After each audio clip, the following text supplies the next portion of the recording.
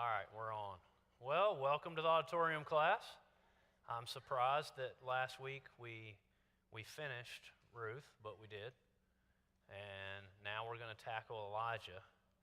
And we might get through it all this morning, but we might not. There's a lot of slides, but Elijah is definitely a monumental character in the Old Testament, and there's a lot of information. Yeah, and the shocking thing is we left a lot out. Well, they're not shocked at that, but and yet they're thankful. I forgot how many slides are there. There's 68, but don't count them. It'll be fine. Some of them will go real fast. Yeah, they go fast, but they're.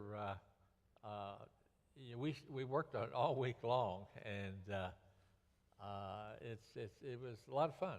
It was. A lot of fun. It's always fun working with you on these lessons. He only says that because it's true. Yes, only because it's true. So let's open with a prayer, and then we'll jump in and see how far we go. That way, with the clock gets us, we don't have that strange feeling of having to pray quickly. So let's pray. Father, thank you for the day. Thank you for a start of a new week. Thank you for the reminder of Jesus' resurrection, first day of the week, and the celebration that all the things we heard about this morning as we think about wealth and anxieties and other things that are just part of human life. We have the reassurance that all of those things one day won't matter, thanks to Jesus and our ability to have eternal life through him, to be with you for all of eternity. Be with us this morning as we study Elijah and we contemplate things like him not dying and going to heaven in a fiery chariot, and how strange that sounds to us, even in our technological world of where we think we're so smart and we have all this stuff figured out, and yet we know it's true, even if we can't totally mentally grasp it. Let something that's said here this morning through your Spirit impact the lives of those that are listening, and also Dr. Cloud and I as we present it. We ask all this in the name of Jesus. Amen. So, here's one of your photos that you like. I'll let you talk about that. Right. You wouldn't believe how many pictures and images of Elijah are on the internet, so I just picked out one that just, of course, guesswork. Nobody knows what he looked like. Oh, he looks a lot like John the Baptist there to me. I'm always thinking, I've always wanted to make a movie on the life of David, and it's just overwhelming how many actors you'd have to have. And you need some really great actors to keep. You'd have to have a really imposing person to do Samuel. Jonathan is such a beloved character, and on and on and on. And so the story of Elijah, he comes into contact with lots and lots of people. So we're going to try to give you an overview. You got to have somebody that'll eat locusts and wild honey too. Well, let's talk about the meaning of the names. One of the problems that Bible translation used to have that they've pretty well corrected, the older versions like Coverdale and King James Version, Tyndale, they would put in the New Testament a different spelling than they did in the Old Testament, because they would try to copy the Hebrew and the Greek. Well, like take, for example, Jeremiah appeared as Jeremias. Jonah would appear in the New Testament as Jonas, because Greek couldn't spell it the same way. It didn't have the same matching letters. And so Elijah is kind of the same way, except, so you can see the short form in Greek is much shorter. But even in Hebrew, Eliyahu, I think we've talked enough about the name Yahweh. Do you see the Yahoo ending there? That's really what's on the end of many, many names, but we don't put it in the Bible. We drop the U off, and so it either comes out in English as Y-A-H or J-A-H or I-A-H, believe it or not, all those names. But in Hebrew, it literally is Eliyahu, my God is Yahweh. And so it's kind of an abbreviated form for that. And Oh yeah, sorry. let's see.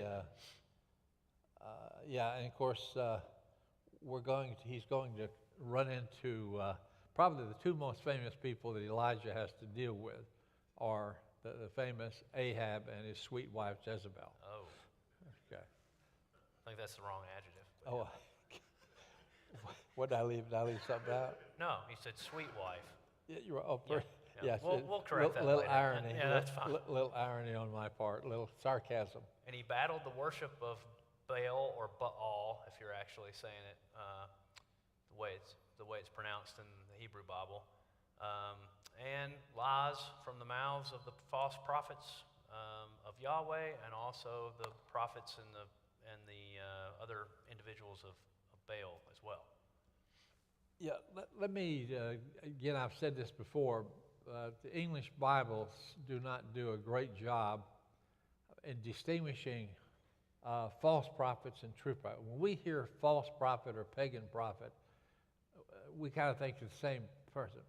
But in the biblical definition, a true prophet is one where he says, "Thus saith the Lord," and the Lord really spoke to him. A false prophet is one who says, "Thus saith the Lord," and the Lord had not spoken to him. For example, when Ahab is sitting on his throne and near the end of 1 Kings, and he has all these prophets running and telling him to go, they were false prophets. They really hadn't spoken. They were yes men. They got fed at the palace and all. So there were prophets of Baal brought there by Jezebel, and there were prophets, false prophets brought there by Ahab, but there were not any true prophets in Ahab's court. So a prophet comes along named Micaiah and chews him out, a true prophet. And Elijah was a true prophet. So a pagan, so you really ought to break it down to true prophets, false prophets being those who claim to be prophets of the Lord, and then the pagan prophets. In the book of Jeremiah, there is a prophet named Hananiah, and Hebrew just calls both of them prophets. But along came the first translation ever made, the Septuagint, the Greek Old Testament, and it named Hananiah as a pseudo-prophetes, a false prophet. They usually didn't live to retirement age, the false prophets. That's right. So Elijah's journey is through a lot of desert and wilderness, areas uninhabitable. So this picture was out there by someone who was doing some similar study, I guess. And I thought it was interesting just with the camels and you don't really see any greenery in sight. You kind of imagine it would probably be hot. This is kind of the journey that Elijah takes across all these different areas. And Dr. Cloud wanted to talk about some of the locations. There's more when we zoom out here in a minute, but why don't you point out, there's Tisbe up there that we just looked at on the previous slide, birthplace of Elijah, but what else did you want to point out on this one? Well, the truth of the matter is Elijah takes up a big chunk of 1 Kings, the last part of 1 Kings, and he takes up first couple of chapters of 2 Kings. And so sometimes we found several maps where it would show what he did, and also some of the maps had Elijah and his successor, Elisha. And that's where the New Testament gets very confusing.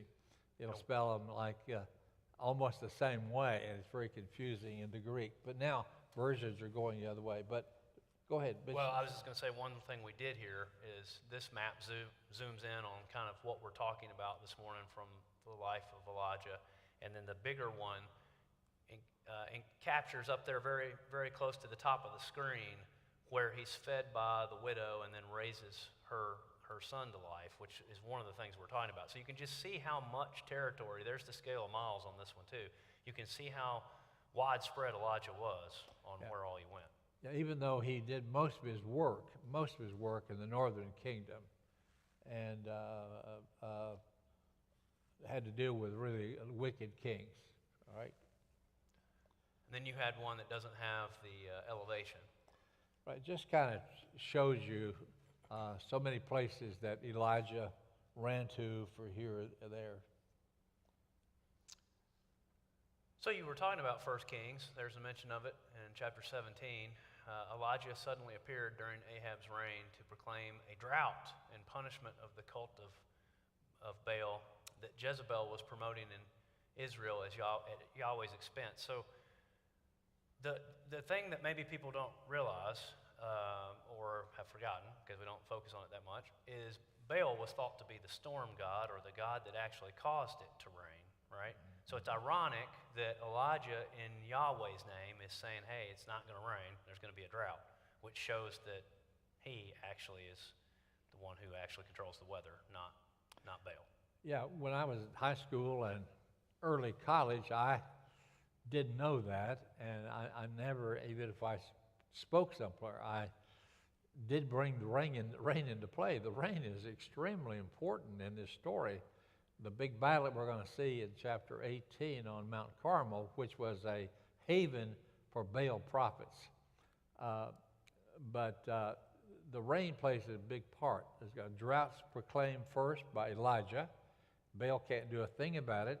If you're really a rain god and you're in charge, you can bring the rain. And then we have the big battle, and then after the battle is over, all of a sudden Elijah's servant sees in the distance a little cloud. And the cloud, it gets bigger and bigger, and it ends up having a big rainstorm. But you'll see that in a minute. So you go ahead and tell what this is. Well, so we had a little bit of trouble finding the picture we wanted. This is an early depiction of King Ahab, and Elijah, if I understood it correctly, is in the far right-hand corner with the fellow that's bowing down to him outside. So there's not really anything to state out of this of proving anything other than just in artwork there were these known biblical characters that are out there, and this would be, I guess it would be fair to call it secular artwork. This is from non-necessarily biblical sources that these individuals from Scripture are actually showing up in. Yeah, I found it one great shot, but we couldn't use it for copyright laws, and Stan puts our PowerPoint together, and he didn't want to go to jail, so we left it out. We had to find one we could use legally. So here's his prediction of no rain for a few years. And God sends Elijah into hiding for a time, but promises ravens will bring him food by a brook that provides him water. So, that's not a common story we hear every day of people waiting for birds to bring them food. That's right. Drinking from the stream. We got two shots of this. Sometimes I would send Stan sometimes 3 or 4 shots and tell him to pick out the one that pleases you, and because there were so many good things, gives you at least a feel for it. And this slide sets us up for that point I had up at the very top on the zoomed out map. When the brook dries up, so when the water source goes away, God sends him to live with a widow and her child, and that was way up north. That was up above the Sea of Galilee and way up at the top of the map. And that's in chapter 17, verses 2 through 6. And that's when Elijah performed many miracles, because we'll see that while he's staying there, the child, her son, becomes ill and he dies. But Elijah raises him back to life, and that's in chapter 17 through 24. So. Yeah, I had several choices on pictures of the child, but none that hit me like this one did. Look at the joy. Look at the child and the mother uniting again together, how excited that was. And we sometimes miss out on that. But the woman said, I know you're really a true prophet of God, that you've done this. Yeah, and I just happened to read something last night before going to sleep that was talking about when this occurs. I can't go into it real deeply or we wouldn't get to anything else this morning, but when this happens, when God enables somebody to perform an action that only God can perform. I mean, we understand it when Jesus raises people from the dead, but Elijah does, and the apostles, the disciples do, and it is I've forgotten the word that the scholar used, but basically it's like a stand-in, like a representative for God, which we've always said prophets are. Prophets are mouthpieces for God, speak for God, but sometimes they actually do the actions that only God can do too. Moses being the initial one, that in chapter 7 of Exodus in verse 1, it says Yahweh makes Moses like a god to Pharaoh because he enables him to do things that only God can do, which he's doing here with Elijah. So I think that's an important continuity point to Sure. remember Sure. as we look at these humans that do these godly actions. And it's good to see Elijah have something good happen to him, because he spends a lot of his life fighting and battling with Ahab and Jezebel and other people. So the third year of the drought, it's getting desperate now. Yeah, and this is a good picture. We're allowed to use this picture, and you can see Elijah confronting Ahab. This is one of those when they finally meet again. Just notice the conversation it takes. So I chose the New Living Translation here because so it's you, is it, Israel's troublemaker? And that's what they actually call each other. No, you're the troublemaker. And anyway, so here we talk about Baal being a rain god. As Stan mentioned a while ago, again, the problem we have sometimes, even the Hebrew Bible occasionally uses the East Semitic spelling. The Akkadian name for Baal is B-E-L. It's actually Belu, B-E-L-U. But the B and the L, what you look at when you look at Hebrew words, you look at the consonants. The vowels can change a lot of things, but the consonants.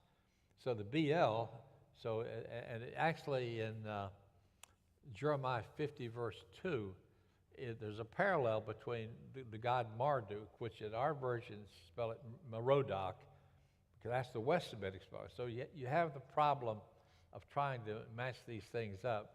But Marduk was also called Baal because it meant Lord. So in West Semitic, sometimes it was used of Yahweh, used of God, but gradually the people, like Saul named one of his sons, Ishbaal, man of Baal. He wasn't trying to worship the god Baal, but again, that word was used to the Lord. But gradually, it became so fixed with the pagan god Baal, the storm god Baal, that when you wanted to mention God's name, and when the Jews stopped pronouncing God's name, YHWH, they started calling him Adonai, which means Lord. And so that's why our English Bibles have the Lord. In modern Israel, they're not doing that as much as they used to. Now they're calling him Hashem, the name. Hashem, the name. And it's always trying to avoid, there's some people that just are afraid to pronounce God's name. Then on the other hand, there are a couple of religious groups that insist you can't use anything else but Yahweh. But so, you've hit on something very interesting, that we don't always have to just read you the slides. So some of this will show up in some later slides here in a minute. But the B-A-L changing to B-E-L does show up as the adversary to Yahweh and his people, because Beelzebub in the New Testament is a name given to the devil and starts with B-E-L. Right. And Jezebel is kind of the queen of Baal, because here we go into the contest with the 450 prophets who basically report to her. Right. And her name ends in B-E-L. So, yeah, and many people believe that's the East Semitic spelling. Right. So I'm glad you did the B-A-L to B-E-L, so that we can look at whose names have B-E-L in them that are evil or represent the devil or in league with the devil, and opposition to Yahweh. Yeah, there are two things we're trying to impress you with. One is that the rain, Baal is a rain god, and he's going to fail. Right. Yahweh is going to be successful. That's one thing that's important. Second thing is, most people don't realize, why did the contest take place on Mount Carmel? It was a stronghold of the prophet Baal.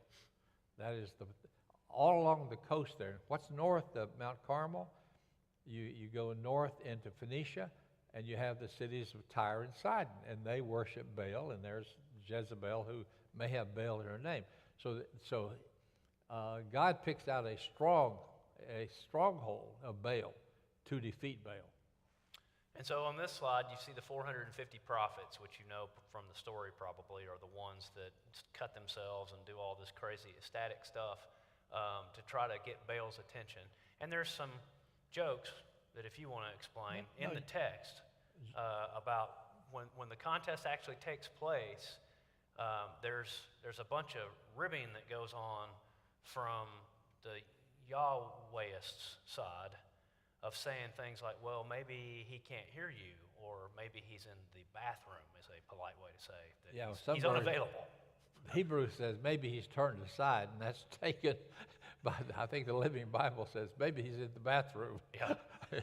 You know, and anyway, there is some blasting back and forth. Elijah's really tantalizing these prophets. Yeah. Now, interesting.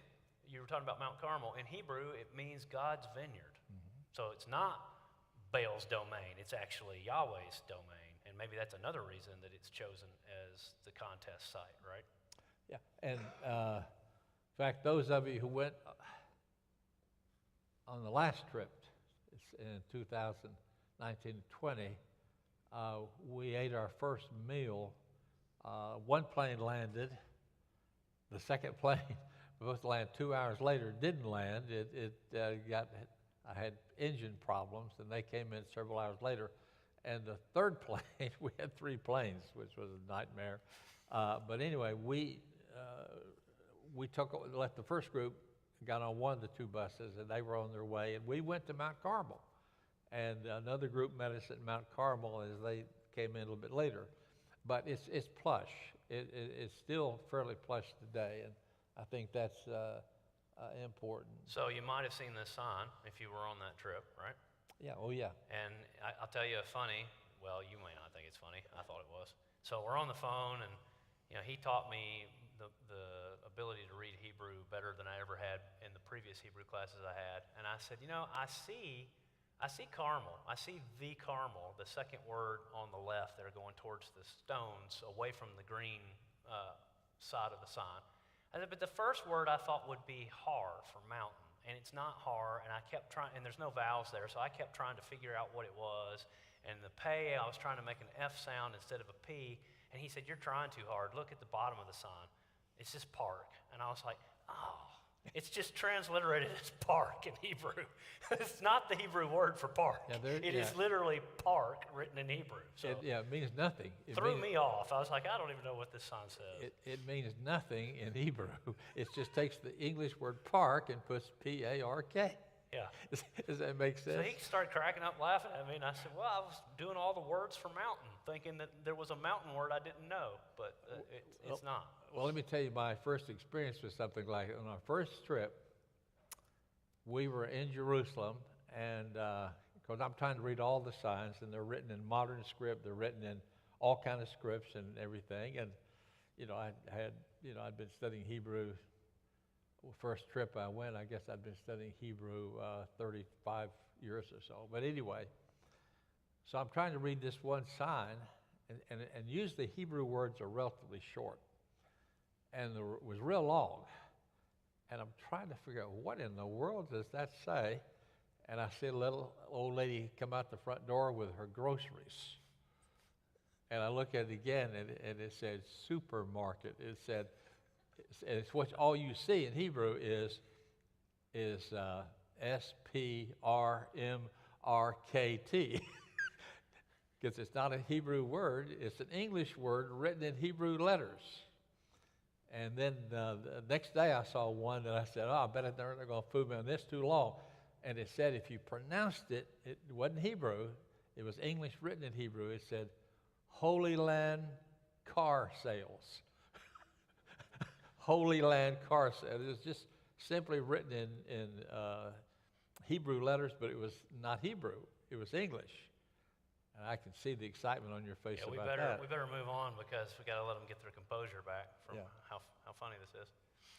So the battle at Mount Carmel, 450 prophets of Baal, I left it as Baal there, pleading with Baal to answer with fire. Not just the rain god, but will you send fire? Because that was the contest, right? Which is interesting. That's kind of fascinating. This guy is over weather, but the demand or the requirement to win the contest is fire, which right. You want to let God send the fire to burn up the sacrifice.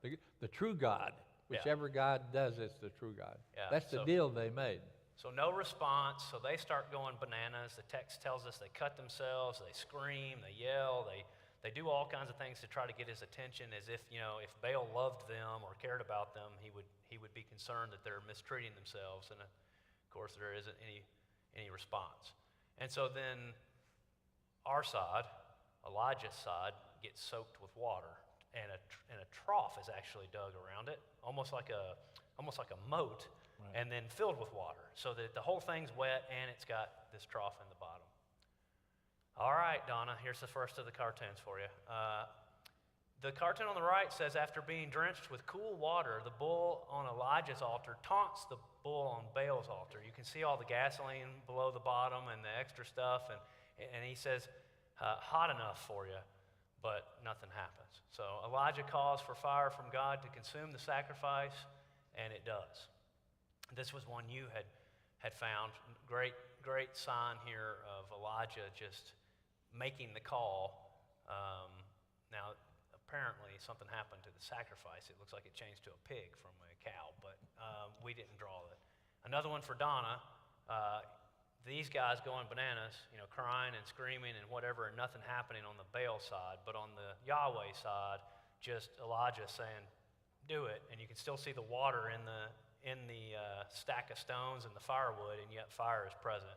Or, I liked this one, the all-consuming, the whole thing's burned up, because the text says even the ground was scorched, and water that was on the ground was completely evaporated and gone. So that one may be the most accurate to what it might have appeared to look like. And so let's not fuss about Baal being a no-show, says Elijah. No, kidding, you're all going to die. That's actually more comic relief there. It's amazing that these cartoons exist. You go out and you just type in, Elijah cartoon, and you get who knows what. But this one was kind of funny. A little humor, it says, is injected, but of course there's really no humor injected in the story at all, right? Right. So the pagan prophets are executed, chapter 18, verse 40. All right? Why? Why were they executed? Yeah, why? Why does it seem like God is so mean at this point to kill 450 people that have just found out he really is God? I hear people say this kind of stuff. They're like, Right. well, wait a second. I mean, yes, they were wrong, but doesn't this prove to them who God really is, and why should they be executed? And the answer is in Exodus 22:20. Yeah, one of the things that happened when the Israelites come into Canaan and then live there many years is God taking action against people that are corrupting his people, who are, the Baal prophets were very, very cruel. They're cruel, they were negative, they taught the wrong doctrines. And so it's, whoever sacrifices to a god other than the Lord alone must be utterly destroyed. That's actually was a command. And people who led the Israelites astray were destroyed. And I remember one of my best friends in college, years later, was really troubled by God wiping out the Canaanites and the different peoples. So I directed him to a book. There's a wonderful book called Show Them No Mercy, and 4 different views, but it explains how corrupt they were and how they would corrupt the Israelites, so. Yeah. So it's just being consistent with what God ordered for people who sacrifice to another god other than him. All right, so here is evidence that you have taken people to. Yeah, this is, I can't remember, we don't usually go to Mount Tabor and Mount Carmel both, and we have on a couple of trips. So you might have been on a trip with us where we did go to one or the other. I mean, there are 2 great sites, and you're going to see both sites in just a minute.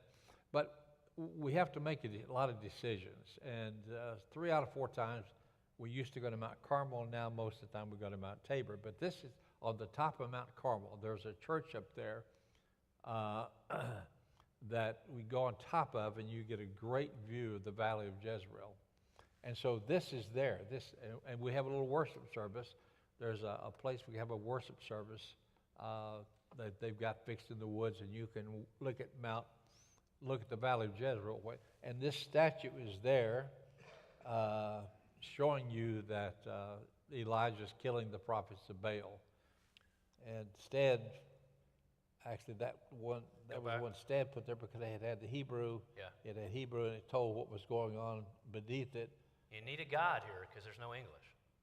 Need what? You need a guide, otherwise you can't read that because there's no English. Right, yeah. You need some people, and of course, the guides we take, they all speak English as well as some of them speak only Arabic, some speak, most of the ones speak Arabic also speak Hebrew and English, but the ones that, Ame, for example, the one that you probably had on your trip, doesn't speak Arabic, but of course he speaks French fluently and English quite well, not 100% well, but he has some humorous English. He has trouble with past tenses. One time he said, somebody said, well, could you take us to such and such a place? He said, I would be delightful in taking you there. And of course he meant I'd be delighted to take you there, but we all agreed he would be delightful in taking us there. But he had trouble with that. But anyway, on the last trip we had a Christian Arab on one bus guide, and we had a Jew on the other bus. So when I zoomed in on this, I was thinking, even though it's not exactly, this is not an exact correct statement based on the way the statue is created, but in the Bible it talks about the knee being put to the neck of the enemy. Here it's a foot put to the shoulder, almost to the neck, but same concept, right? Yeah, Joshua, in the book of Joshua, he puts his feet on the top of these kings that they capture. And in ancient Near Eastern history, a king named son of Sargon the Great, now Ramses, we have a monument that he made where he has captured a city in Syria, and he has his foot on the king's neck. Yeah. And so that's what you frequently did of your enemy. And in this case, right before you behead them. Right. All right, so after that contest is over, now Elijah is running ahead of the chariots of Ahab because Jezebel has decided that she's not happy and pleased that 450 of her prophets are dead. Yeah, she's really, she's determined to, and I found one shot showing you, look on her face will tell you a lot in a few minutes, but yeah. We'll get there. He has a nice, pleasant look on his face here, as if he's just out for a jog. But he's really very distraught, according to the text. He's just gone from a very obvious win by Yahweh to feeling like the whole world's against him, and he's got almost what we were talking about this morning, the anxiety of, oh my goodness, now Jezebel's after me, as if the God who just did what he did couldn't protect him from her. But so he's probably not quite that happy running. So when you go back and read the story, don't leave the rain out. The rain is very important. Drought, then after the victory, his servant sees a little cloud in the distance, and then next thing you know, this is what we have. God brings the rain. We've won, so now here's the rain. Shows you who the real rain God was, Yahweh. So there's the prophecies that Ahab's sons would all be destroyed. It's not just the prophets of Baal. It's actually there's more coming, and that Jezebel would be now eaten by dogs, technically blood licked by dogs, right? Some translations say she was licked versus eaten. So not sure on that. But Dr. Cloud, who names their child Jezebel? Right. I think I meant to check this morning. I forgot. And yesterday I forgot. Of course, nobody that I know of names a child Jezebel. You wouldn't do that. You might name a child Grant, like Austin and Amanda did. And it wasn't after General Grant, was it, Karen?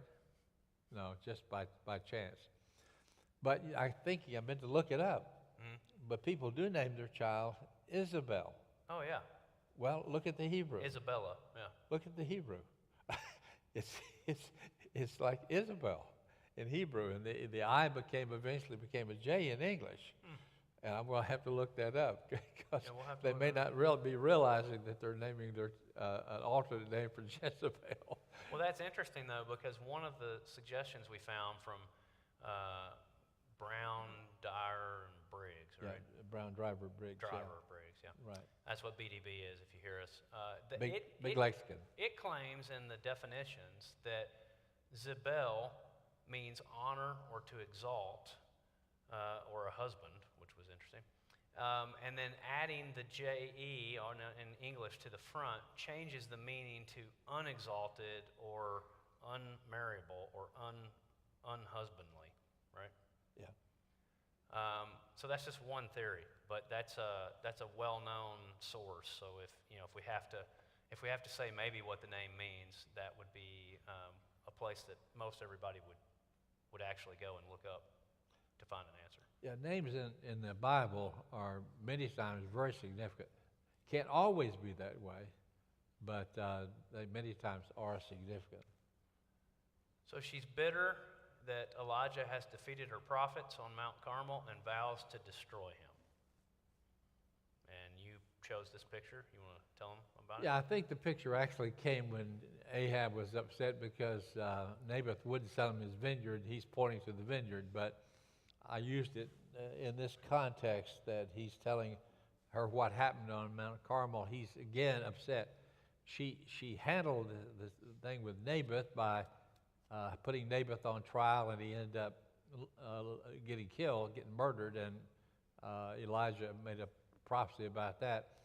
But then when Ahab comes back from Mount Carmel, he again is upset, and she's upset, and so then you're going to see what the look on her face. That she wasn't there. Right, she wasn't even at Mount Carmel, but so anyway, she promises, and of course this was a very, very good slide for us to find. There's your... Yeah, I couldn't resist at putting this in, showing how mad she was. Yeah, that's not a face you want to wake up to. And anyway, this is just a summary of what happened here about Jezebel threatening him, and he's going to take off and travel 40 days to get to away as far as he can get. Yeah, it says within 24 hours, like within one day. Right. And he must have been very concerned that regardless of how far out ahead of her he got, Right. that it wasn't going to be a problem for her finding him.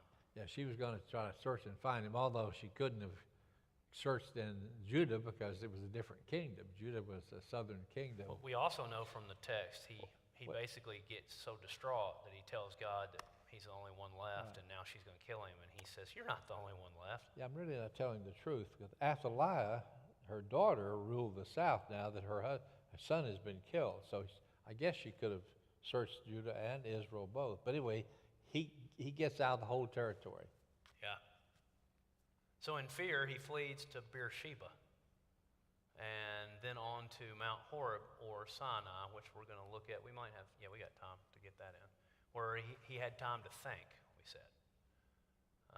And the mountain of Mount Horeb, where did this come from on the right? Oh, I just found it. Just found it? Yeah, I just found it somewhere. So he was disheartened.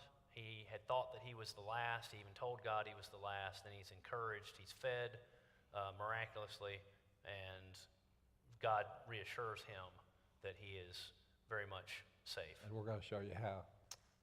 So here is Mount Horeb, Sinai. This is a map you put in just showing where it is, the Red Sea. I mean, we know this from the Exodus story, but here the text comes back to the same location. 2 of our trips, we've gone from Israel to Egypt and gone through going to the so-called traditional David cruise, the traditional Mount Sinai. David has slightly different view, and I don't mind you being wrong, David, at all.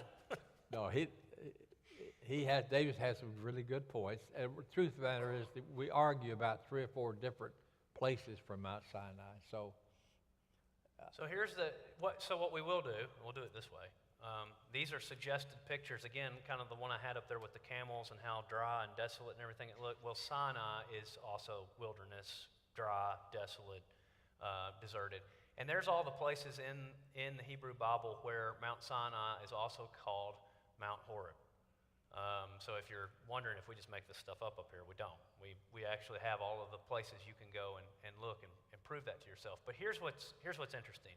Horeb seems to be a synonym of sorts for Sinai. And here's maybe, trust me, we distilled this down to just 2 slides because there's a whole bunch you could find. But this is what we're suggesting, and then when I'm done, you jump in if you disagree with me.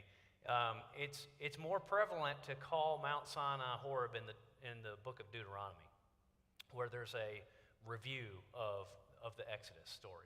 And Horeb means waste or desert or desolation or ruin, which from the picture, that looks like that makes sense. But interestingly, Horeb may also relate to the direction that Moses was traveling when he encountered the burning bush, because he would be going west. And according to scholars, Sinai and Horeb were the same mountain, with the mountain's eastern side being called Sinai and the western side being called Horeb.